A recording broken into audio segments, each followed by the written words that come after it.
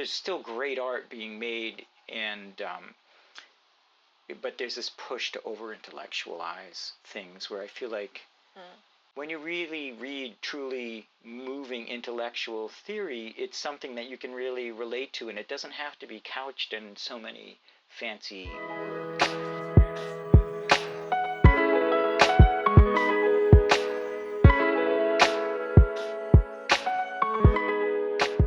Hello everybody, welcome back to the Current Art Podcast. I'm Yaching, and today I'm at 68th Street, Hunter College, CUNY, with one of my professors, but also my thesis advisor, Andrew Demirjian. I learned your last name. So Andrew, could you please give us a short introduction about yourself? Oh my God, it's hard.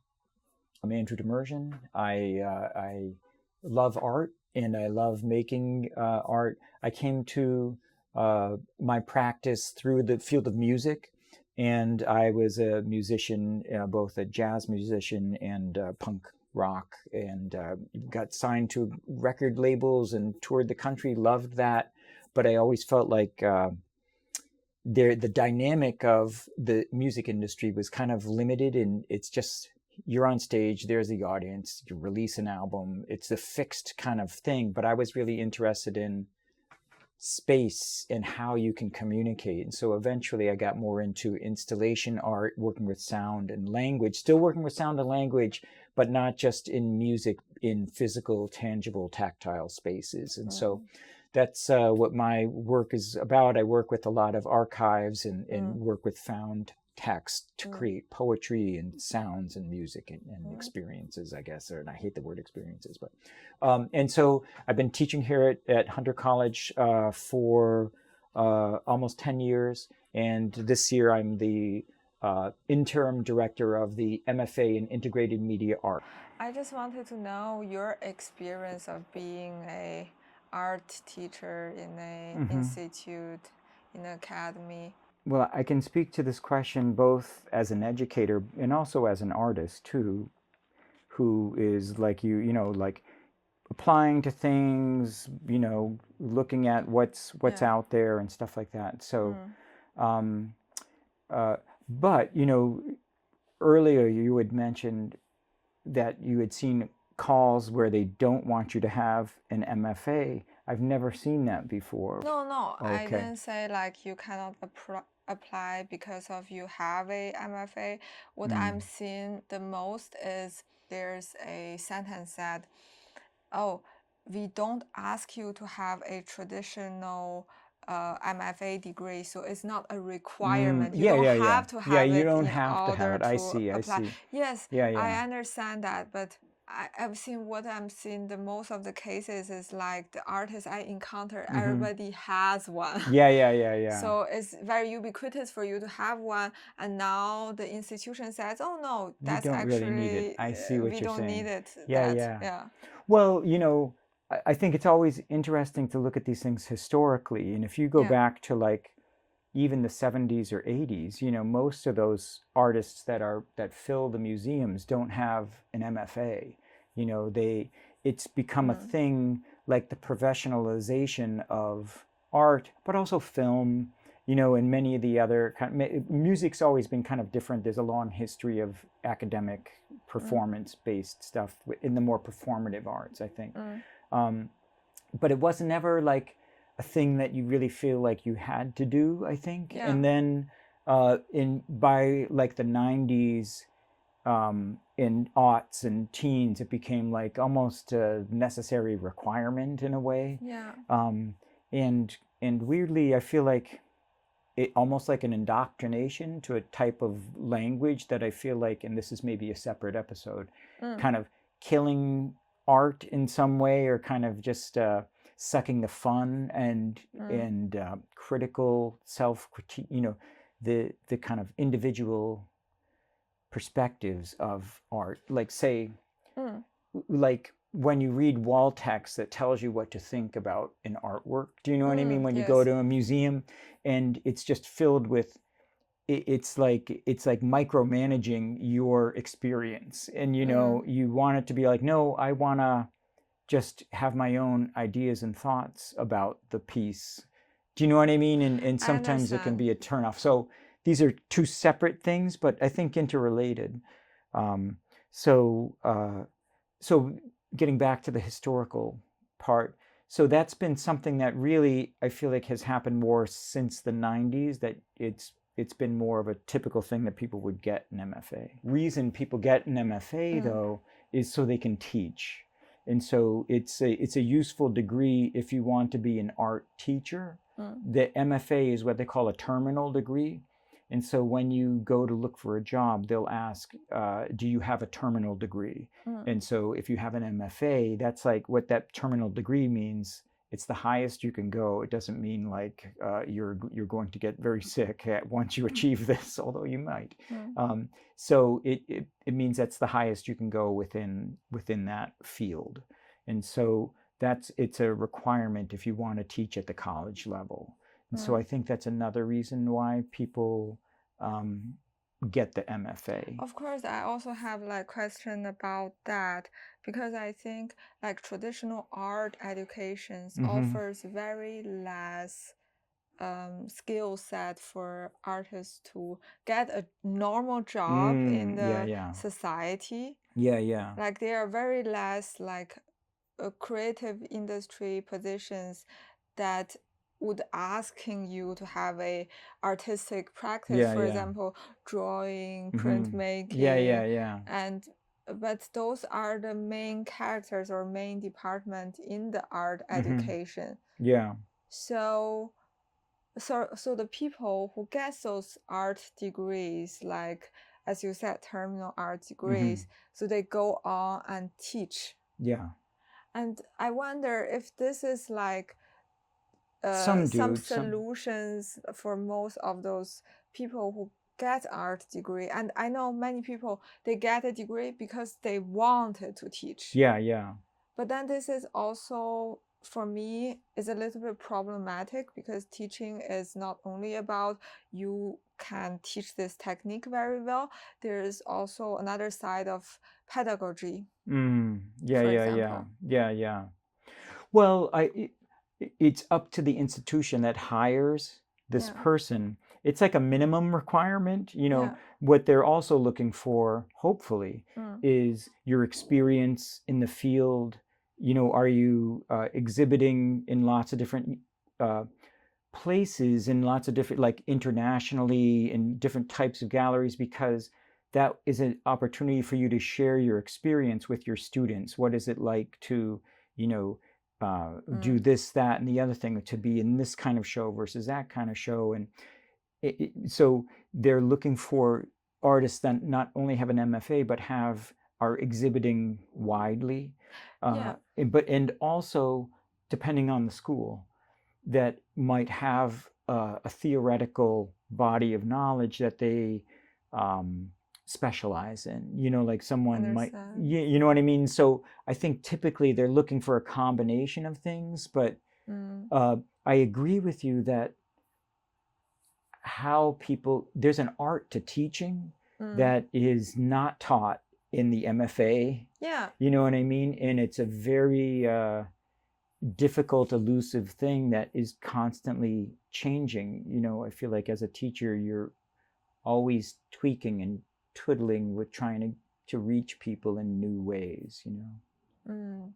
It's very interesting that you said what the institutions nowadays asking for is like art practitioner, artist, or teacher that have both realistic knowledge. Like if they have applied for major exhibition, you've had this kind of exhibiting experiences and working with the curators and bigger cultural institutions and organizations. And the second is like they have a theoretical practice, that they like have a systematic knowledge, body of knowledge of some sorts. That is very refreshing. But I'm also asking myself the question, like, is that realistic knowledge able to be copied or able to taught to student, apply to student also across the generation, for example? Yeah. Because things are so changing so quickly. Exactly. Yeah, it's it's really tricky. Hopefully, the kind of thing that they emphasize in the academic world here, like they always want you to be up with the latest kind of advances in the field, and so I think people that work in emerging media have it a little bit harder than people that are in painting. In painting, there's changes in taste and fluctuations between figurative art versus abstract art. These are kind of hot and they go, but they're not talking about different coding languages. Like it's like learning French and German, and you know what I mean. And so I think it's a little bit harder to have a breadth and depth of knowledge when you teach in a field of technology and art. Yeah. Can you elaborate a little bit more from your own experience? Yeah, it helps if you don't sleep a lot and you're just, you're like a workaholic kind of thing, because you want to make your own work, but at the same time, you want to be knowledgeable about different types of practices, even though if it's not your practice, but something that you're aware of, so you can talk to your students intelligently about it, I understand what you're saying. You mean it's like an integrated knowledge, like not only about the technique itself, like not only about camera or After Effects, but also about, for example, any social issues, history of art. Yeah. But don't you feel like this exists in all the discipline right now? So there's like a tendency of like you're right. interdisciplinary majors, that even for fine arts majors, there's a tendency to talk about everything, to express all the topics, and also in their practices. And what I notice about, like, for the fine arts education is like there's this tendency of theorizing. Like it's not only like experience oriented. It's not like, for example, Louis Bourgeois, I can talk about my childhood trauma, and this practice, this big giant sculpture that I deliver to the world is tied to my biography. I think nowadays artists is like, you cannot just do that. You have to bring it to the level, to philosophical level, or to a intellectual level, as you said. It has to channel with everybody's intellectual level even before this experience is delivered. And that's exactly the thing that I was talking about, that I feel like is backwards. I feel like it should be experiential first. And if there is, and it doesn't have to have any theoretical underpinning as part of it. I feel like there's an overemphasis on people being able to frame their artwork in a particular intellectual body of work, but without the work itself being really moving in any way. Do you know what I mean? And so like they're really great at talking about how great the piece is, but the piece itself just leaves a person flat. And I think that's what I was trying to get at by saying it's kind of ruining art a little, because it's putting people's attention on the wrong thing. And I can go off on why this is, but you go ahead. So this is, for me, it's another example of the neoconservative movement to push everything back to the individual. For instance, your health insurance, you have 1,000 decisions that are pushed back to you to take care of. Like in the old days, someone would have been writing your artist statement, like when you have an exhibition, like people are writing things about you and for you that are critical people, but there's no infrastructure to support art criticism, and so much of it gets pushed back to the artist. So they're not only making the art, they're handling their kind of outward marketing image kind of thing, and I feel like they're making the person be their own business. Yeah, manager. Yes, you're everything. like you're the artist and manager and everything else, and you're the curator writing about yourself in the third person. And I think that's pathetic. Yes, it's fucking stupid. And so and it's ruining the art, I feel like. But I mean, so much of it, I just feel like there's still great art being made, and but there's this push to over intellectualize things where I feel like when you really read truly moving intellectual theory, it's something that you can really relate to, and it doesn't have to be couched in so many fancy words, you know? Yes. Yeah, and I have this thought, this art theorists and the artists, they used to be kind of like enemy. Yeah. Right? Yeah, like yeah. they are chasing each other and they are combating each other, and now they are one person. Yeah, yes. They're one body of work. It's interesting. Yeah, it is interesting. And what are the effects of that? Like that kind of... Yeah, the effect, I don't know everybody's experience, but for my experience, it's like you have to constantly be on podcast. I mean, be on podcast, listening information. Oh, I see. Absorbing informations, look up newspapers like New York Times, yes, or what is the new yeah, political yeah. activities from Yeah, Syria, I don't know, Iran, like everywhere, Palestine. I know we should do that, but I think it's much about intensity. You are getting in touch with like different advanced technology. You have to know what is going on. Oh, you're using open data. What does it mean? Blockchain, Bitcoin. Let me know. And then I think you are also on like a constant promotion mode. Oh my God, I'm making printmaking today, but my job today is not only making the print, but also let me shoot a work in progress video at the same time and then post it online. So people are more interested into my work. Oh, when I go back to home, I probably need to contact few people to see if they want to meet up next week to talk about how can they help me.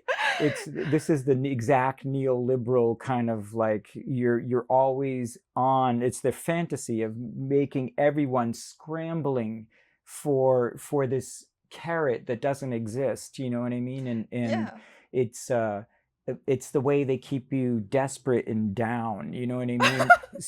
And it's applied to every field. It's not just art. It's like my students who are undergrads that are desperate to get a job doing web development or whatever.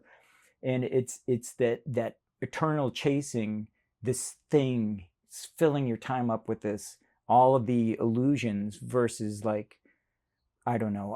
My fantasy is there's a realization that it should be much more collaborative and a whole different framework entirely. I don't know. I just feel like it's a sign of a broken system that needs to eventually change. But that's maybe a different thought for a different time. I guess it's like take the fun out of it a little bit. You know, you lose this sense of something's happening to you, instead of you are the motors to make everything happen, every single little things in your life.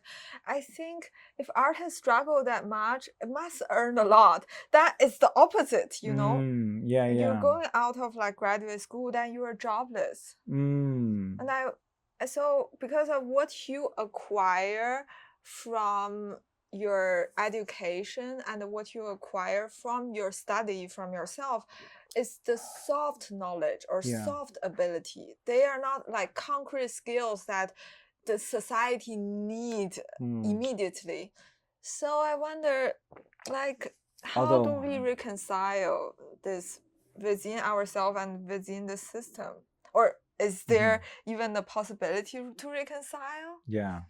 I don't, my first inclination is to say, I think the job of the artist is to make the thing that should be that it isn't, and so that's to not buy into the illusion of frantic treadmill to oblivion of posting, shooting, working endlessly, but to try to find new ways to communicate and do things, and so I feel like that's we're prototyping ways of living for a different time, and so those things might eventually become a future or not. You know what I mean?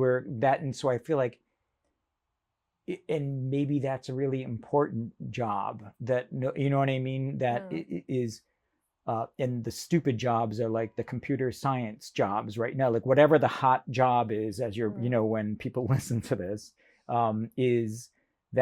might be the ridiculous job, because it's not really changing anything, you know what I mean? And so I don't know, but I see what you're saying about getting a job and existing and living and stuff like that, which is real. Yeah, I think so. And so I wonder, okay, so do we actually need this art education? I can imagine if today I'm born in a city, or I am actually born in a city, where when the time I was born, there's no art museum. This city called Dandong, by the way, Liaoning province. Should we all go? Yeah, you can see North Korea, but not so many art museums. I mean, I think since few years ago there were one contemporary art museum, but that's it. There's another war museum about Korean Chinese war, but that's it. So how many people live in the city? 2 million. Oh my God, that's a big city. Now I know maybe. For American standards, it's big. Even for American standards. I mean, for European standard, I'm sure it's a big city. I mean, it's the size of Frankfurt. So yeah, it has major cities, but also has a village around it. But actually, my point is, so for the city like that, when the people are not constantly exposed to art, pre-internet time. So I'm like internet, digital immigrant. So I'm not born with the internet. Internet came, or the usage of internet came after I was born. So in that case, I felt like that is something I needed. I need to immigrate to a bigger city and to be educated by a legit institution. But for people who was born in the city where all the resources is just out there, I wonder why they have to like spend extra money. It's very realistic topic. It's why they have to spend extra money to get this education.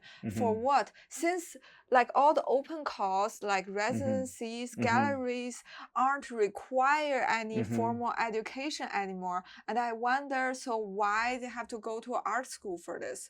For the people who was born here or born near here. I see what you're saying.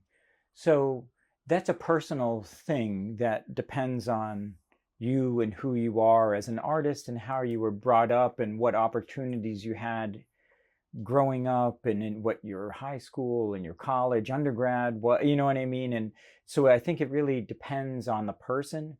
Theoretically, could you not go get an MFA?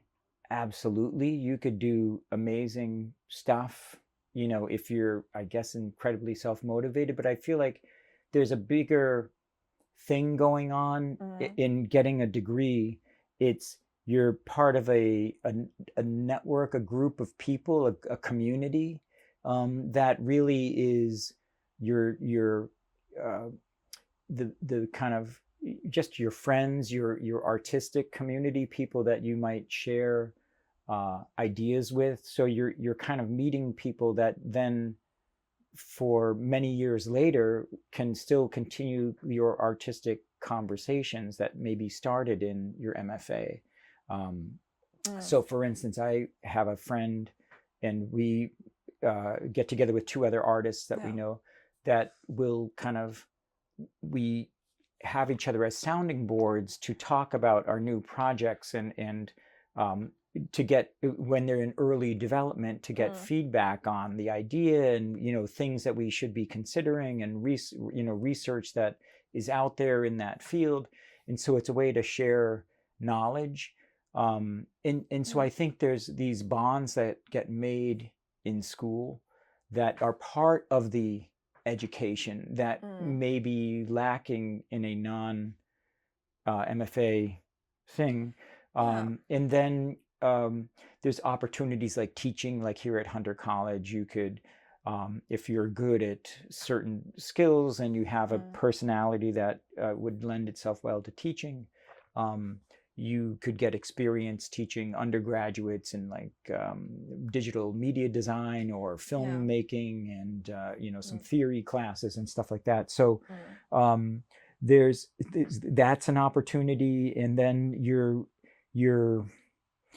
the thing, getting to your point about why get the MFA, sometimes you don't know what you don't know, and that's the thing that can be tricky. It could be a blind spot you don't even know exists in you, and it's a way, in some way, to accelerate your knowledge and understand the field that you're getting into. So is it right for every person? Maybe not. Maybe there's too many people getting an MFA. Yes. But is it for, could you theoretically be like, I don't know, someone like Corey Archangel, and I don't know if he went to get, if he has an MFA or not, but like theoretically a person that's like so deeply involved with the internet, or like, and think of like artists like our internet art rhizome kind of artists. Do they need an MFA? Sure, I guess it wouldn't hurt, but they could be so deeply into digital sub genres, and so, you know what I mean, that they become experts in some kind of weird corner of the, not weird, some kind of interesting little pocket of the internet that they are an expert on, that so there's always exceptions, but I think for a lot of people that are interested in art and being part of a community and opportunities for teaching and really develop their ability to talk about and critique other students, you know what I mean? There's so many valuable things that are going on.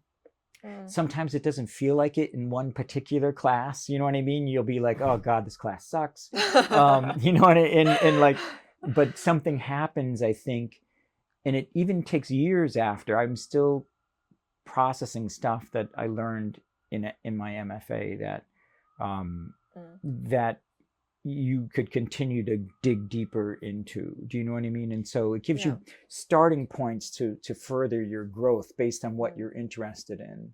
So I can't say I'm like super negative about it, but I can't say it's also like this panacea that is a magic wand that will make everyone fabulous. You know what I mean?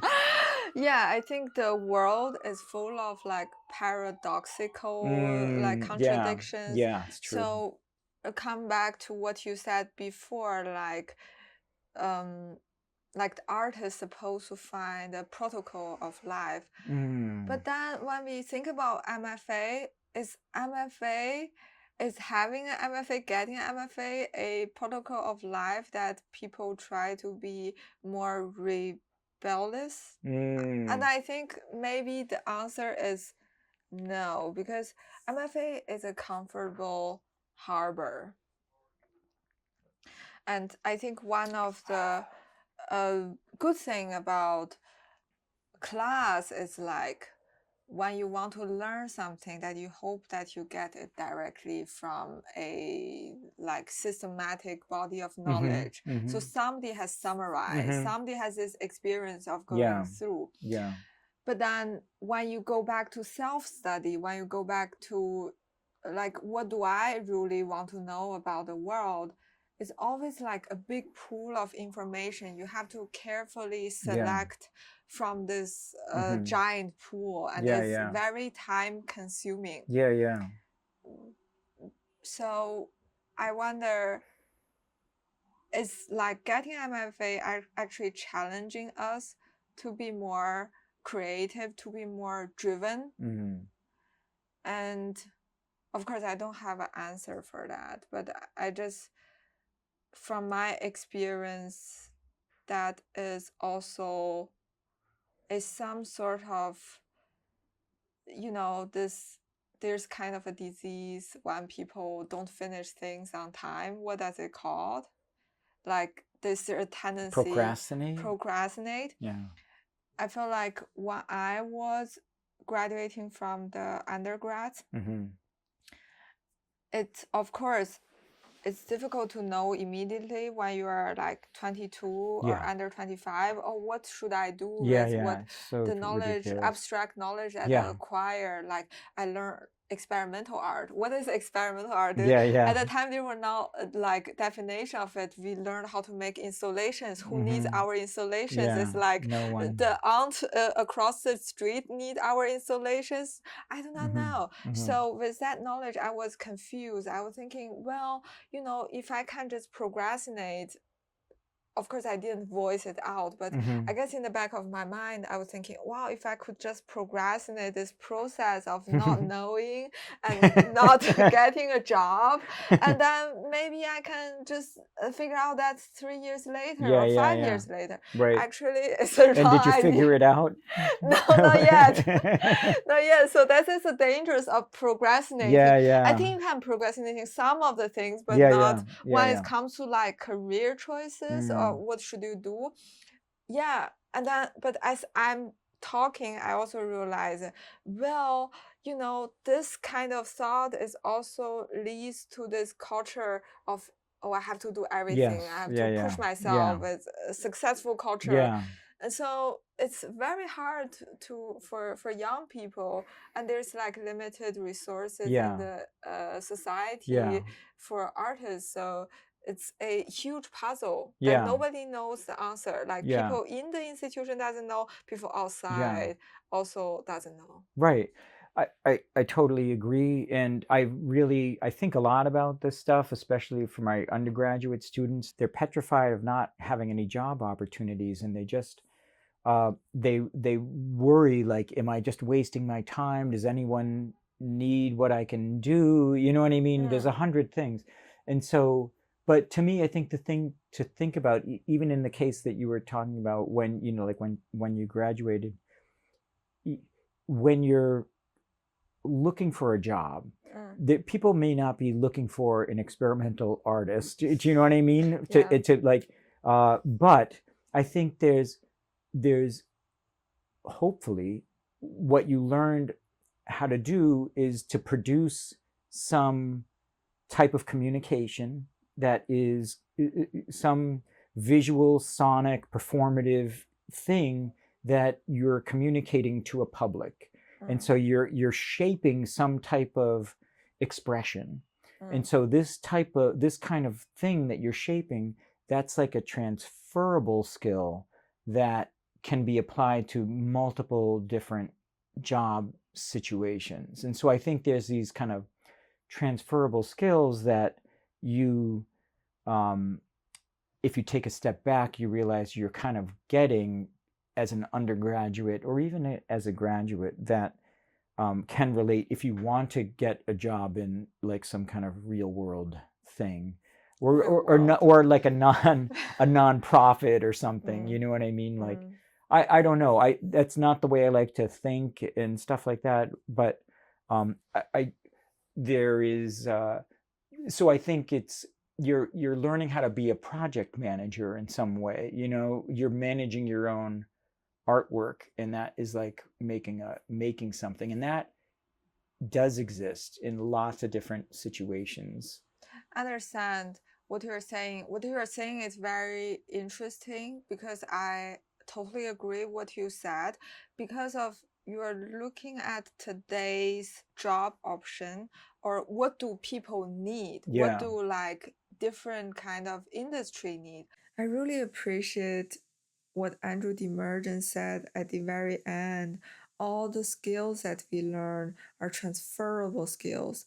I think that not only apply to art education or any education, it should apply to all the areas in our life.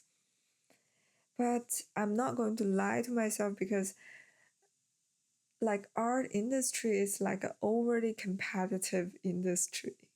Like only very small amount of people get what they want, and it shouldn't be like that.